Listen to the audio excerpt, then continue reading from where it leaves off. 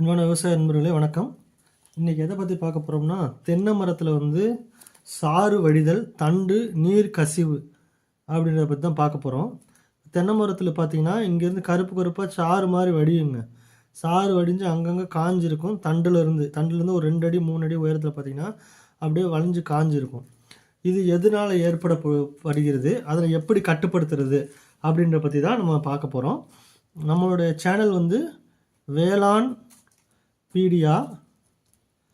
இந்த யூடியூப் சேனலில் வேளாண்மை சம்மந்தப்பட்ட அனைத்து வீடியோக்களையும் போடுறோம். அன்பான விவசாய பெருமக்கள் நிறைய பேர் இதை பார்க்குறீங்க. அவங்க எல்லாருமே சப்ஸ்கிரைப் பண்ணுங்கள். வீடியோ நல்லா இருந்ததுன்னா நிறைய விவசாயிகளுக்கு இதை ஷேர் பண்ணுங்கள். உங்களுக்கு தேவையான தகவல்களை கமெண்ட் செக்ஷனில் கேளுங்க. நாங்கள் அதுக்கு தகுந்த மாதிரியான வீடியோக்களை உங்களுக்கு கொடுக்குறோம். முதல்ல இந்த தண்டு கசிவு நோய் எதனால் ஏற்படுதுன்னா, இது ஒரு நோய். ஆக்சுவலாக இது ஒரு பூஞ்சான நோய். தைலவோபியாசிஸ் பெரடாக்ஸா அப்படின்ற ஒரு பூஞ்சானம் இதை ஏற்படுது. தைலவோபியாசிஸ் பெரடாக்ஸா அப்படின்ற ஒரு பூஞ்சானம். இந்த பூஞ்சானத்தினால ஏற்படக்கூடிய நோய் தான் அந்த கசிவை சாறு வெளியில் வருது. பெரும்பாலும் பார்த்திங்கன்னா நடுத்தர வயது அல்லது நடுவயது அல்லது முதிய தென்னை மரங்களில் இது அதிகமாக காணப்படும். இளம் தென்னை மரத்தில் இருக்காது. இதை பெரும்பாலான மக்கள் எதோட ஒப்பிடுறாங்கன்னா, பூச்சி இருக்குது உள்ள, ரெட் பாம் வீவில் இருக்குன்பாங்க. ரெட் பாம்னா சிவப்பு கூன் வண்டு. அந்த மாதிரி இருந்தாலுமே அதுலேயும் சாறு வடியும். ஆனால் அதை நம்ம காது வச்சு கேட்டால் அந்த குடையிற சத்தம் கேட்கும். அதனால் இது நோயா பூச்சியா அப்படின்னு தெரியாமல் பூச்சி மருந்தை நம்ம யூஸ் பண்ணுறதுனால இதை கட்டுப்படுத்த முடியாமல் போகுது.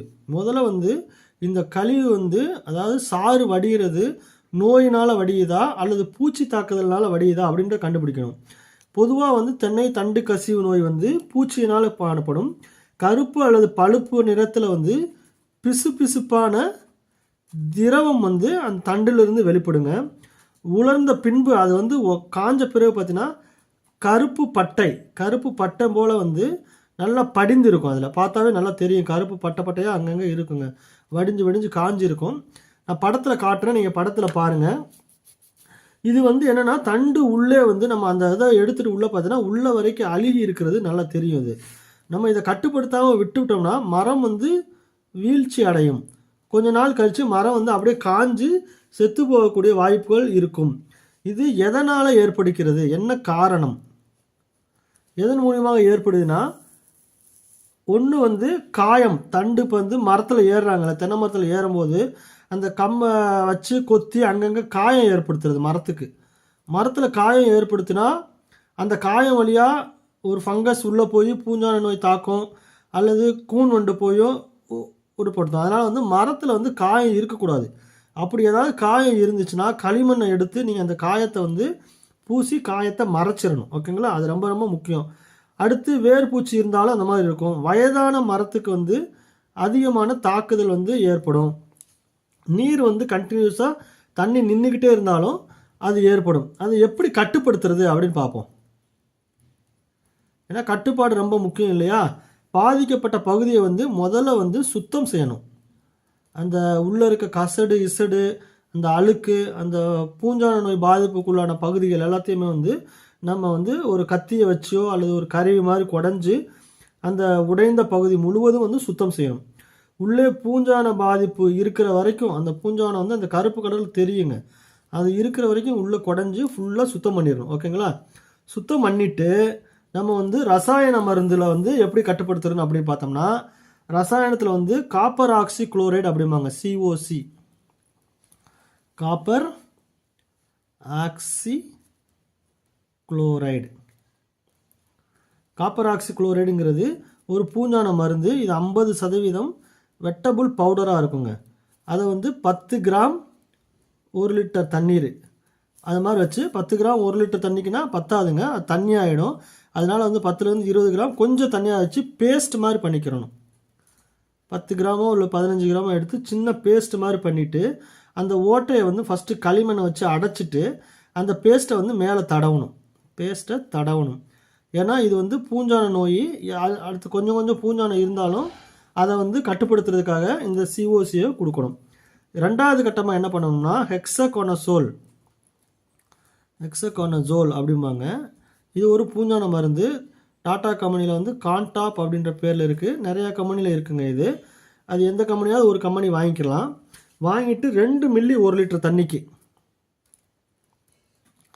1 லிட்டர் தண்ணிக்கு கலந்து நம்ம வந்து அந்த தண்டு பகுதியிலோ வேர் பகுதியிலோ நம்ம அந்த தண்ணியை வந்து கரைச்சி ஊற்றி விடணும். இது வேர் மூலியமாக அப்சர்வ் பண்ணி மரத்துக்குள்ளே போய் அந்த பூஞ்சானத்தை கொல்லக்கூடிய சக்தி படைத்தது. ஓகேங்களா? காப்பர் ஆக்சிக்ளோரைடை முதல்ல தடவி பேஸ்ட் பண்ணணும்.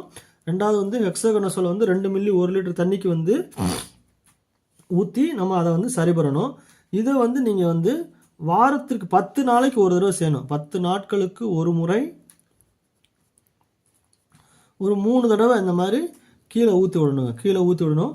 அதே மாதிரி அந்த பேஸ்ட் வந்து காயும் போது ஒரு 2 தடவையாவது நம்ம வந்து இருக்கணும். மண்ணை வந்து கொஞ்சம் காய வைக்கணும். ஈரப்பதத்தை வந்து குறைக்கணும். நீர் நின்று விடக்கூடாது. அதாவது நீர் வந்து ஃபுல்லாக நிறுத்திடாமல் கொஞ்சம் காய வச்சு நம்ம பண்ணணுங்க. அந்த மாதிரி பண்ணும்போது பார்த்திங்கன்னா அந்த நோய் போயிடும். மேலும் வந்து உர மேலாண்மை மிக முக்கியமானதுங்க. ஸ்டெம் ப்ளீடிங் இருந்துச்சுன்னா பொட்டாசு போரான் குறைவு காணப்படும். அதனால் வந்து அதுக்கு வந்து நம்ம வந்து என்ன உரம் கொடுக்கணும்னா MOP மியூரேட் ஆஃப் பொட்டாஸ் தெரியும் இல்லையா, அது வந்து 2 கிலோ ஒரு மரத்துக்கும், ஜிப்சம் 1 கிலோவும், போராக்ஸ் 50 கிராம் இதை வந்து கொடுக்கணும். கூட மைக்ரோ நியூட்ரியன்ட் மிக்சர் இருந்துச்சுன்னா MN மிக்சருமாங்க. மைக்ரோ நியூட்ரியன்ட் அந்த மிக்சர் வந்து தண்ணீரில் கரையக்கூடியதுங்க. அது வந்து மைக்ரோ நியூட்ரியன்ட் மிக்சர் கொடுக்கலாம். 100 கிராம் கொடுக்கலாங்க. கடையில் விற்கும் கோகோனட் மிக்சர்னே இருக்கும், அதை வாங்கிக்கலாம். கம்போஸ்ட் வேணால் சேர்த்துக்கலாம். இது ரொம்ப முக்கியங்க. மியூரேட் ஆஃப் பொட்டாஸ் 2 கிலோ கொடுக்கணும். ஜிப்சம் 1 கிலோ, போரான் வந்து 50 கிராம். மைக்ரோ நியூட்ரியன் உங்களுக்கு வேணும்னா கொடுத்துக்கலாங்க. விற்கும் நமக்கு. அது விலை கம்மியானதை வாங்கி போட்டுக்கோங்க. ஓகேங்களா? இது வந்து கட்டாயமாக செய்யணுங்க. இந்த மாதிரி செய்கிறனால வந்து உங்களுக்கு வந்து சத்துக்கள் நல்லா கிடைக்கனால வந்து மரம் வந்து நல்லா ஹெல்த்தியாயிரும். மரம் ஹெல்த்தி ஆகும்போது பூஞ்சான நோயும் கட்டுப்பாடு கிடைக்குங்க. இதே சில பேர் இயற்கை முறையில் பண்ணணும் அப்படின்னா ஜீவாமிர்தம் இருக்கு இல்லையா, அது ஊற்றலாம். அல்லது சூடோமோனாஸ் ட்ரைகோடர்மா இல்லையா, உங்களுக்கு தெரியும். சூடோமோனாஸுங்கிறது பாக்டீரியா உள்ளதுங்க. ட்ரைகோடர்மா